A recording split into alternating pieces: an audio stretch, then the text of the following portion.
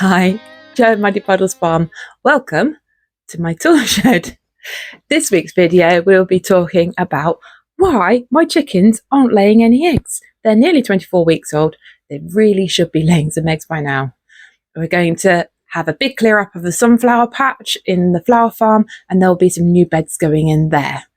Also, I teased you a little bit in the last video about a new project in the entrance to the food forest area, the perennial garden, and linking it to the annual vegetable beds. So we're going to find out what that's about this week also, and hopefully I'll be able to show you what I envisage.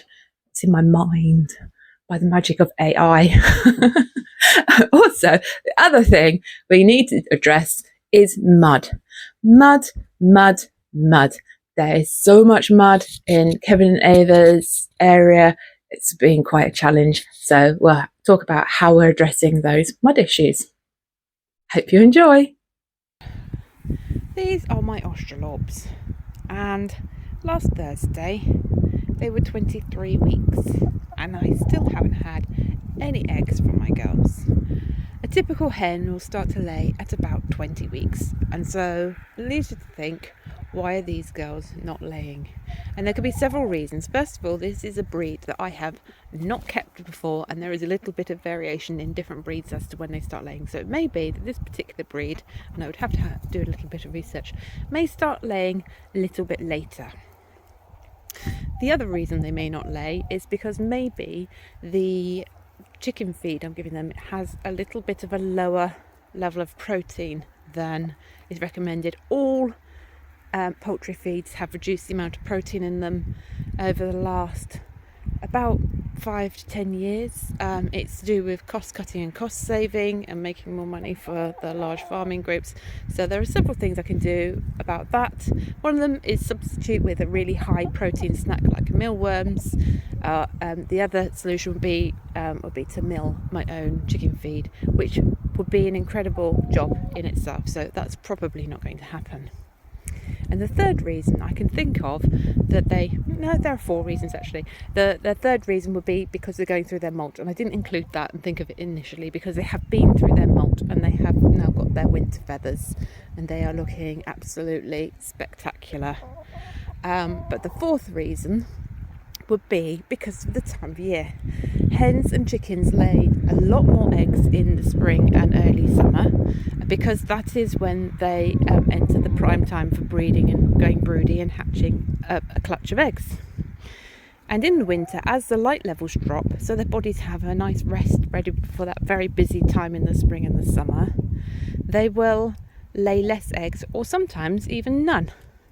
Now these are young birds coming into their prime, so they should lay a few over the winter, but that may well be because the days are shortening, may well have delayed their eggs laying start.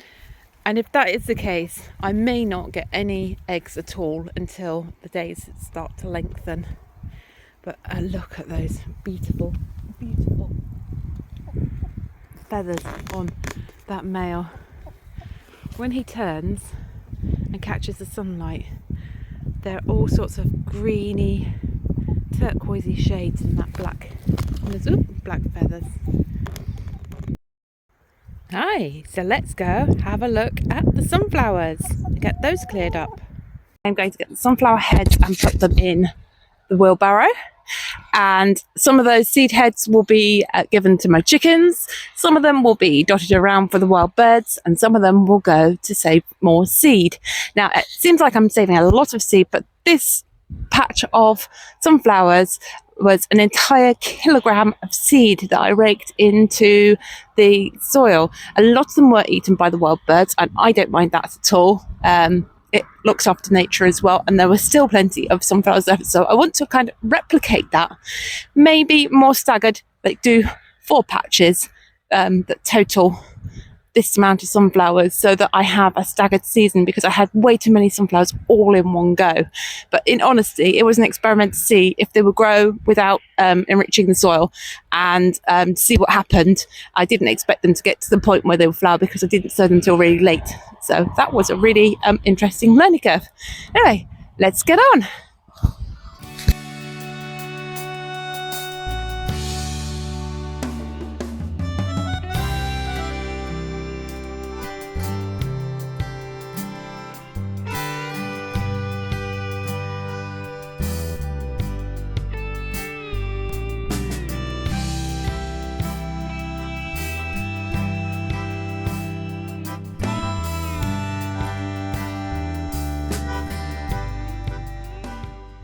The sunflower patch, I've completed about half, removing about half of it, and the other half will be a job for another day because it took quite a while. But the sunflower project is exactly what I want my farm to be about. It provided weeks and weeks of nectar for bees and butterflies and other insects, and that was amazing. And then it stood and has provided seeds for wild birds, and I will put the sunflower heads around and they'll provide food for wild birds even more. But I've chosen to leave the residue on the ground because all of these stems, quite fat stems, are hollow, and they will provide amazing habitat for bugs and insects over the winter to overwinter safely and be able to start next year with full of energy and having survived the winter comfortably. They also will add biomass. As they rot down, they'll add compost down into the soil and enrich the soil and make it more humus, which is amazing. The one thing to note about sunflowers is they are a liliopathic plant. Now, a liliopathic plant is one that releases into the soil chemicals that discourage or inhibit the growth of other plant species. The idea being that they have less competition for food and space. They also provide an environment which is perfect for the next generation of seedlings to pop up. Now, they are allelopathic to most things, but not everything. So what I intend to do to clear this area up is put in mustard seed. Mustard seed will clear this ground up. It will absorb all those chemicals that have been released by the sunflowers, and then this space will be ready for a new planting. And I think I'm going to put dahlias here because the sun, this is south, so the sun will be shining down and the dahlias love the heat and the sunshine. Now I think we're going to head over and have a look at my project down by the perennial garden. We are at the top entrance to the food forest area, and there is a lone pole there which is the centre of a circle, which I measured out a radius of 15 feet, so a diameter of 30 feet, and marked that out with a series of white posts, as you can see. And I started yesterday by laying down here, you can see, cardboard and wood chip around the edge. What is the vision for this area?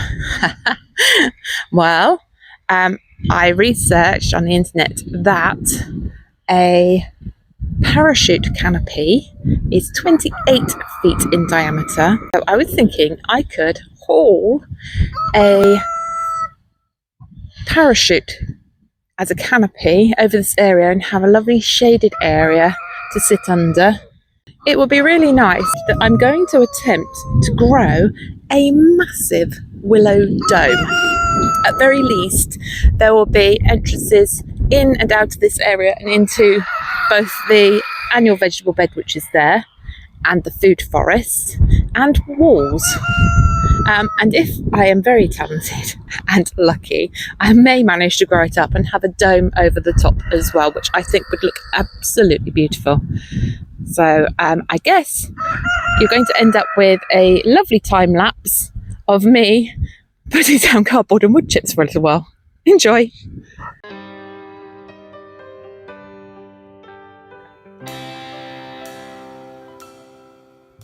It's a tedious but important job to remove all of the sellotape on the cardboard. Check for glue and discard any bits that have glue, and anything that has shiny surfaces or ink. You don't want to contaminate your ground with plastic products. So that job is done. I have some more that I will sort through, but I won't make you watch that. So we had a rain interlude where I had to run up into the shed and I made a cup of tea, and I just got sucked into watching Kerry from Dog on the Plot, and the rain stopped, so I've rushed back out again because I can't afford to waste any time where it's not raining. So the cardboard is stripped of plastic and torn into the right size pieces. There is a wheelbarrow of wood chips which I did shovel in the rain, and I'm going to get on.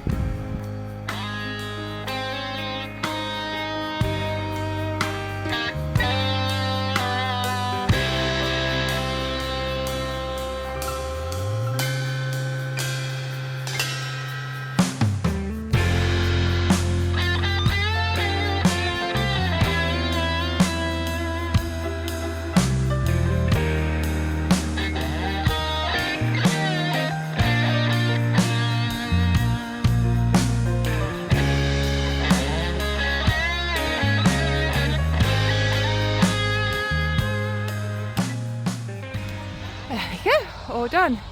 So thoughts on the process. Make sure you have your bark chippings before you lay your cardboard down, because if you have a slight breeze you'll go and get your bark chippings and you'll come back or your wood chippings, and you'll find your cardboard has blown away.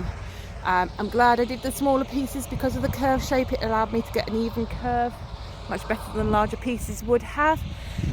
So far this hasn't cost me anything. The cardboard was from the hardware store next door to me at home. The wood chippings came from an arborist who needed somewhere to dump the wood chips or take them to the tip, so I was very pleased to receive those.